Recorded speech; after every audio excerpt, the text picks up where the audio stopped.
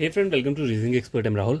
तो ये short video में इनइक्वालिटी का ईदर और टाइप का क्वेश्चन लेकर आया हूँ। इसमें मैं आपको सारे के सारे ईदर और बता दूंगा किस किस टाइप का ईदर और बनता है। ठीक है, पहली स्टेटमेंट देखो, आपको ये दिया हुआ है।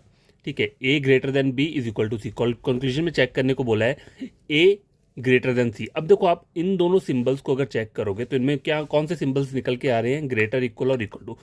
इन दोनों सिंबल्स में हाईएस्ट प्रायोरिटी किस सिंबल की होती है, ग्रेटर इक्वल की होती है। ठीक है, लेकिन मुझे कंक्लूजन में क्या बोल रहा है, ग्रेटर बोल रहा है, लेकिन मेरा आंसर जो आ रहा है स्टेटमेंट से मुझे ग्रेटर इक्वल आ रहा है, तो मतलब ये क्या हो गया, डाउटफुल हो गया। A is equal to C, obviously मेरे को पहले पता है कि ए से सी में मुझे क्या मिल रहा है, ये सिंबल मिल रहा है, तो ये भी क्या हो जाएगा, गलत हो जाएगा।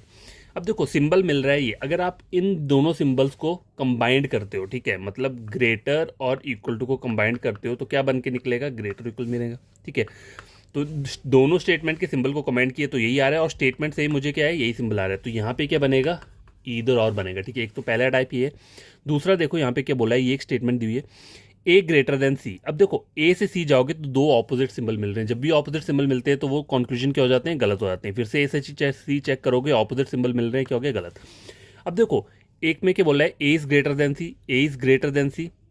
ठीक है, और उसमें क्या बोला है, दूसरे में बोला है ए इज लेस देन सी और ए इज इक्वल टू सी। ठीक है, तो अब आपको चेक क्या करना है, एक तो ये वाला टाइप हो गया जहाँ पे आपको क्या करना होता है, दोनों सिंबल्स को ऐड करके करना है। अब यहाँ तो इन सिंबल्स को ऐड नहीं कर सकते ना, तो यहाँ पे आपको क्या चेक करना है कि आपके कंक्लूजन में तीन सिंबल्स प्रेजेंट होने चाहिए। कौन कौन से, ग्रेटर, लेस देन और इक्वल टू। तो ग्रेटर भी है यहाँ पे, लेस देन भी है और इक्वल टू भी है, तो ये भी क्या बनाएगा, आपका ईदर और बनाएगा। ठीक है, टाइप 3 देखो, यहाँ पे क्या दिया है, ये दिया हुआ है। अब देखो, यहाँ पे देखो, ए से सी अगर जा रहे हो तो यहाँ पे भी क्या है, ऑपोजिट सिंबल आ रहे हैं, मतलब ये दोनों गलत, ये दोनों भी गलत, लेकिन ये इधर और बनाएंगे। कैसे बनाएंगे, क्योंकि इन दोनों कॉन्क्लूजन में क्या है, तीन सिंबल्स मिल रहे हैं, ग्रेटर मिल रहा है, लेस देन मिल रहा है और इक्वल टू भी मिल रहा है। ठीक है, ग्रेटर मिल रहा है, लेस देन मिल रहा है और इक्वल टू भी मिल रहा है। ठीक है, समझ आ गई बात।